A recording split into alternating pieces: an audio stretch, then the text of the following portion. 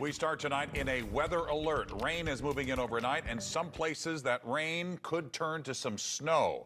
Good evening, I'm Mike Bush. Meteorologist Gary Frank is timing the rain and possible changeover to snow in our Weather First forecast. Yeah, good evening. For the most part, we're just going to see rain overnight, but there is the possibility that we could see enough heavy snow in a small amount of areas, especially on the Metro East side, that it may cause some issues. And because it times out during the morning commute, I want to prepare you for that, even though I know it's kind of late after the football game. Quiet right now, but I want to show you what's going on here. And it's specifically this area where you're starting to see that in Columbia. Watch how this is a pretty good line of rain. And it's when that interacts with some of that colder air, which you'll see north of Kirksville, right? It's already turning to snow there. But as that gets closer to that colder air, that's where we may see some of that start to settle in. Right now, temperatures at 34 in Kirksville, and all of them are above freezing, even as we go into the overnight hours. But as that little pocket of moisture gets close, 35 in Chesterfield, 36 in Litchfield. That's what we're going to watch out for specifically, and that's why it's an alert day from 4 a.m. to 8 a.m. We got rain moving in overnight. This thin band of snow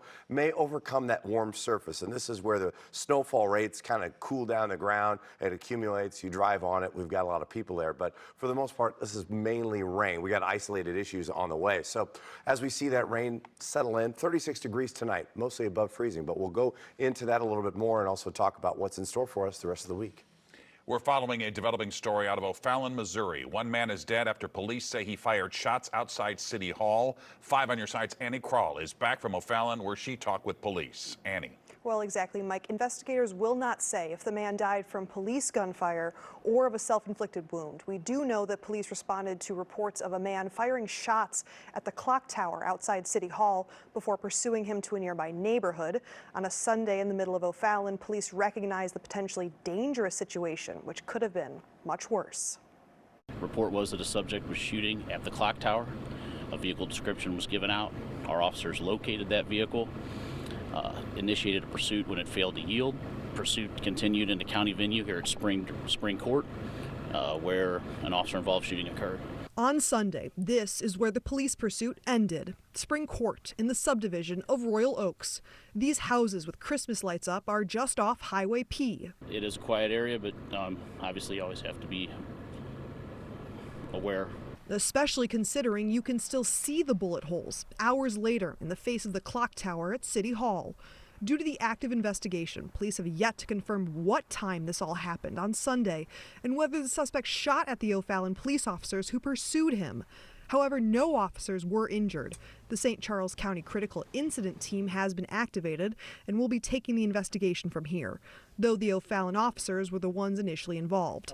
Police say there is no longer a threat to the community. Certainly an unusual situation. Obviously, our primary concern is our citizen safety, and we're continuing the investigation, and hopefully we'll have this wrapped up soon.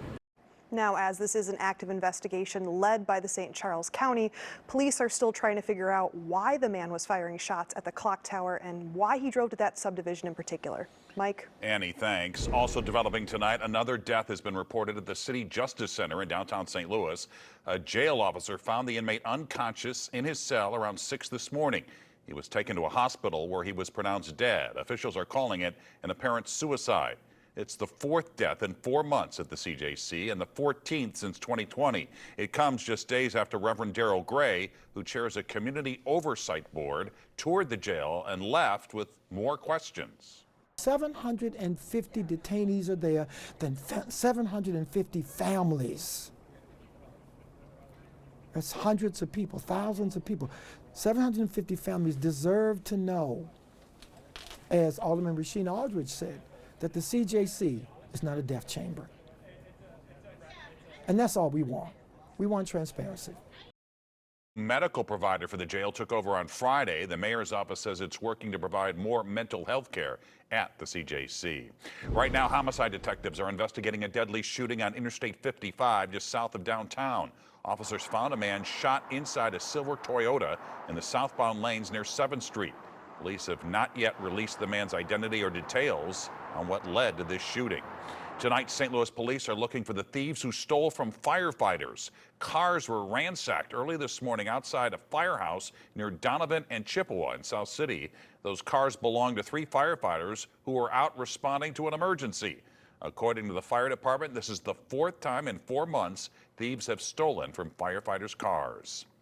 Well, the Mizzou Tigers and their fans are celebrating tonight after a season of exceeding expectations. They're going bowling, and it's a big bowl game. Sports director Frank Cusimano joins us now with more on that. Frank? Mike, if you would have asked the Mizzou brass when they woke up this morning, who would be the most high-profile program you could play in a bowl game, and where would be the most high-profile location, you would get the team and the spot the Tigers are headed.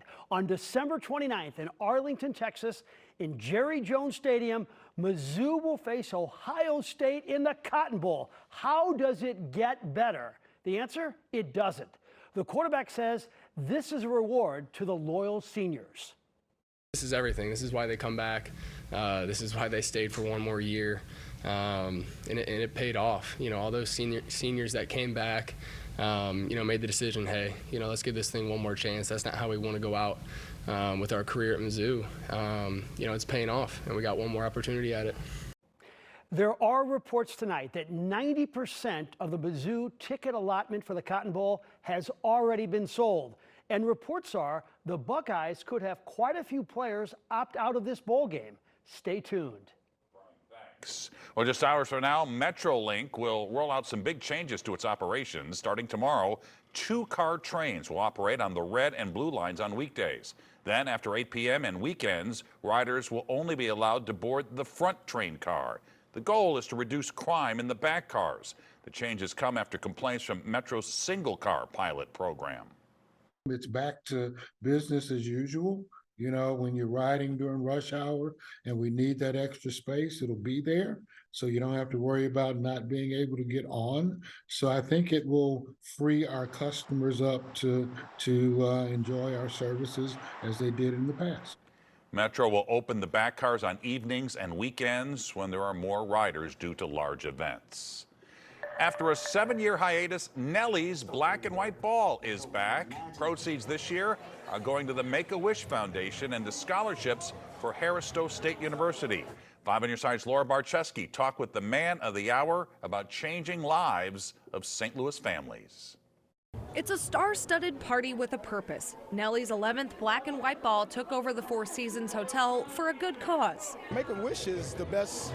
We all have our personal foundations, but when you think about Make-A-Wish in theory, what could be better? You know, and they've done such phenomenal work for who knows how many years. And they've always welcomed Nelly, and we've always worked well together. After several years off, the Black and White Ball is back, and tonight they're not granting 1, but 2 wishes through the Make-A-Wish Foundation. Most people think that a wish isn't necessary. A wish is absolutely necessary. It helps build the not only physical strength of the family, but the mental strength as well, and it gives them something to look forward to. The Warner family has been granted 3 wishes for 3 of their kids who all have sickle cell disease. One wish was Disney World. I got to see a lot of Disney characters. Mom Kamara Warner says each diagnosis was a big strain on their family. It's pretty difficult. I've seen them miss a lot of things. Not being able to participate sometimes, just having some restrictions, but each of their wishes, there was definitely no restrictions there. But each wish is full of love so that families can get through the toughest times. It's all about hope, and it's about hope for our children, and the support that Nelly gives to our organization is profound. We can't do it alone, so it takes a community, and it really does provide that hope, strength, and joy. Nelly says he's watched the foundation change lives. Small thing for us, big thing to the kids. And anytime you have that type of scenario, you got to go with it. Reporting in St. Louis, Laura Barczewski, 5 on your side. And Make-A-Wish is granting its 10,000th wish this year, and there are roughly 600 children waiting for a wish each year. You can donate to make it happen for local families on our website, KSDK.com. He was a boy with no name. He walked around for 5 years, basically as a ghost. The tragic start to his life that turned into a bureaucratic nightmare, and the persistence of his grandma that finally cut through the red tape. Oh, Christmas tree! The lack of supply and sticker shock you may encounter at the tree lot. Average temperatures this time of the year run in the upper 40s, but our departure from average starting Thursday is going to be way above that. How long we can hold on to this warmth before a major change heading into next weekend. Making a Difference is sponsored by Midwest Bank Center. There was a hit song in the 1970s called A Horse with No Name. Well, that works just fine for a horse, but not so much for a little boy. As you'll learn in tonight's Making a Difference report, his persistent grandmother and her friends at St. Louis City Hall found out why government bureaucracy gets such a bad name. At City Hall, there is often more paperwork than clarity. And sometimes the bureaucratic red tape ties a knot that's hard to unravel. Thank you for calling St. Louis City Recorder's Office. I can help you. This is the Recorder of Deeds office, custodian of our crucial records. Our office handles all of the important documents for the city. So birth certificates, death certificates, marriage licenses. Are both of you city residents? Anya Hall works in the Assistance Center. Her job is to help people navigate the maze of official records. I'm here to just make sure everything goes smoothly, that they have somebody to turn to. Typically, people are here for no more than 30 minutes. But one person needed Anya's help on a frustrating journey that lasted 5 years. Yeah, you can ride a skateboard when you get big enough. Benita Brown is nothing if not persistent. My determination was for my grandson to have a name. He walked around for 5 years, basically as a ghost. You see, back on Christmas Eve in 2017, Benita's daughter, Renisha Calvin, was in a tragic car accident. When we got down there, they were still cutting the car up, which led to my daughter fighting for her life. Sadly, she didn't make it. Her son was born by emergency C-section, and in the chaos, his name was never officially recorded on his birth certificate. And in essence, it was in limbo. It was never completed, and the state never received the information from a hospital that they normally would. Without a birth certificate, Benita, who was now his caregiver, couldn't put him in daycare. She couldn't put him in school. And her calls and letters to Jefferson City all led to a dead end. So you weren't getting anywhere? Anywhere. It was like doors was closing, closing, closing, closing. So once a month or so, she'd come to City Hall where Anya and the Recorder of Deeds office tried to help her jump over the bureaucratic hurdles. You don't give up on somebody so determined. So I saw her determination and I wanted to give her mine. Come on right here. And then a few weeks ago, Benita walked into the recorder's office holding the hand of her grandson when Anya finally delivered some good news, presenting a birth certificate proudly bearing the name Rashawn. 5 years? Yeah, like we wanted to dance. Yeah. You were pretty happy. We were excited, yes. It's hard to describe, but it was a well-lifted weight up off of you, like you holding something down. And when you receive a piece of paper that you've been waiting 5 years for, can't do nothing but shout. Look at you. Now that he's got a new name, Rashawn can enjoy new opportunities like going to school. And he always likes to make people laugh. Are you just like to be silly sometimes? Yes. So what you do today in school? As for Benita, her heart overflows with appreciation for Anya and all her friends in the recorder's office. I love them. I'm very grateful to have so many people in my corner. Skip to my little, how you skip? Skip to my what? A devoted grandmother showing us all that with assistance and persistence, woo, you did that like a skateboarder. We can learn the true significance of the question, what's in a name?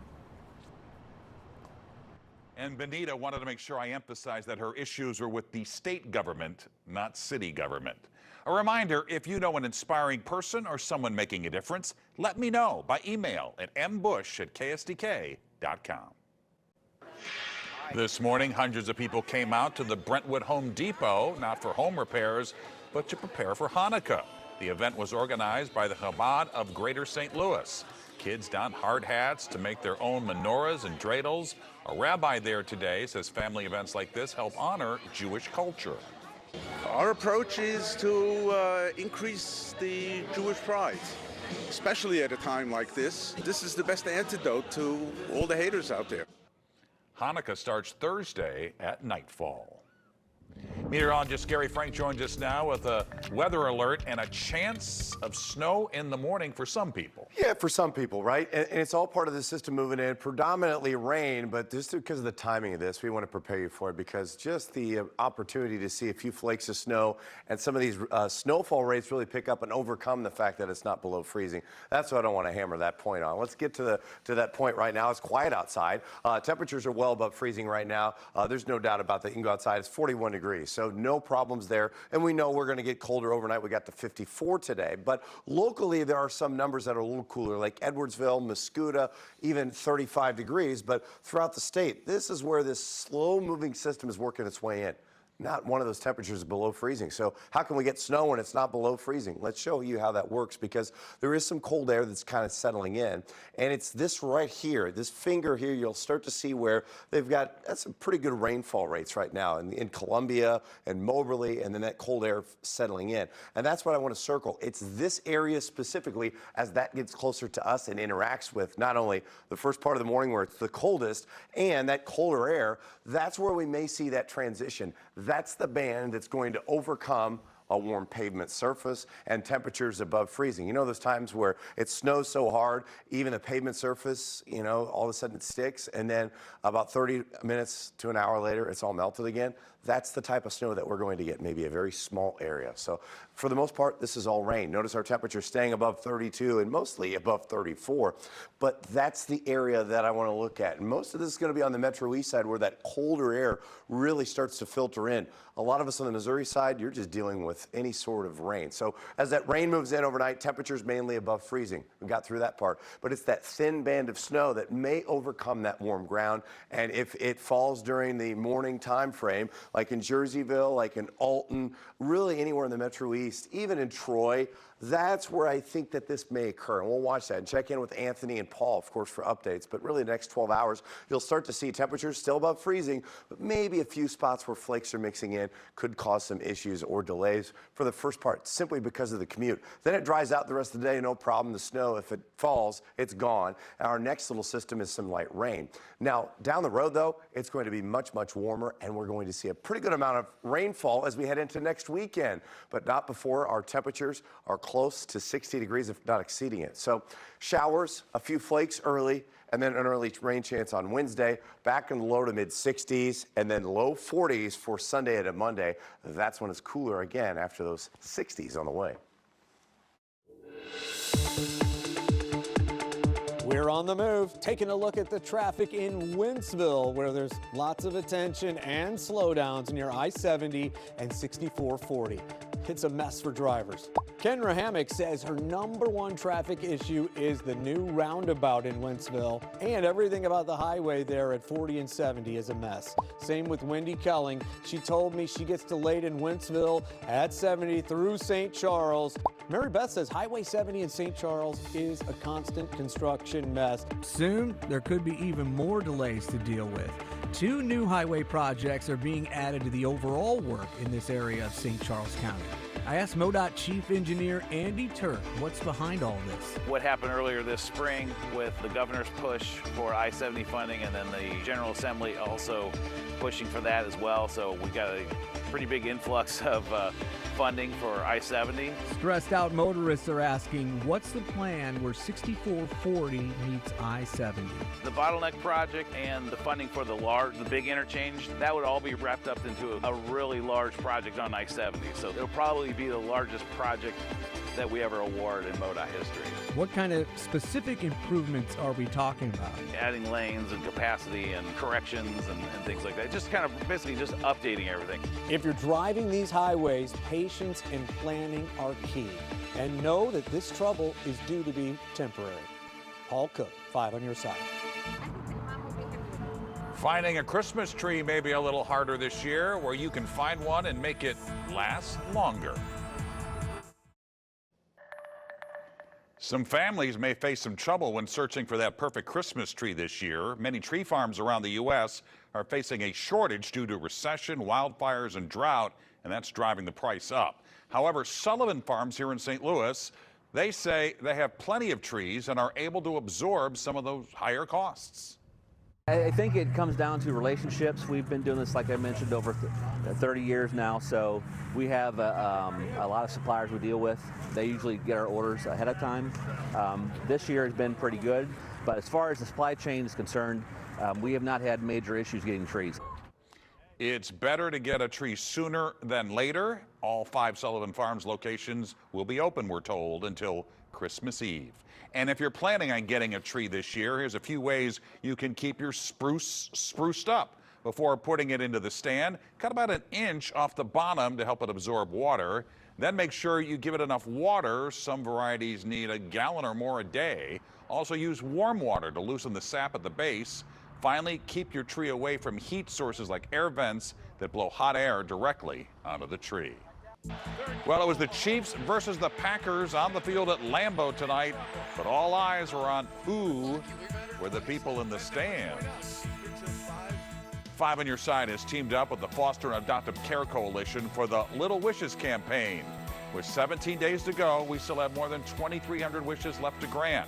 You can buy a gift for an area child impacted by foster care just by going to ksdk.com/littlewishes. Star-studded stands at tonight's game where the Kansas City Chiefs took on the Green Bay Packers. Taylor Swift and Simone Biles were cheering for their beaux on both teams. Olympic gold medalist Simone Biles snuck a kiss to her husband, St. Louis native Jonathan Owens, and Taylor Swift was at Lambeau supporting her guy, Chiefs Travis Kelce. Biles said she was hoping to meet the pop star, but it's unclear if that actually happened. And Gary has a final check of the weather and the slight possibility there could be some Yeah, snow. not out of the question, especially on the Metro East where it's just a little bit colder. And as this entire system gets closer, that's where we may start to see that filter in. I think overall we're going to see a cold rain, but if we get that transition, it could be a little messy for about an hour, really between 4 to 8 a.m. Most of that rain moving in overnight. It's mainly above freezing, but we'll see if that overcomes the warm ground, and Anthony will be covering that at 4 a.m. And there you have it, 5 on Your Side at 10, a late edition. Start your day with Today in St. Louis beginning at 4 a.m. And now, here's Frank Cusimano with Sports Plus.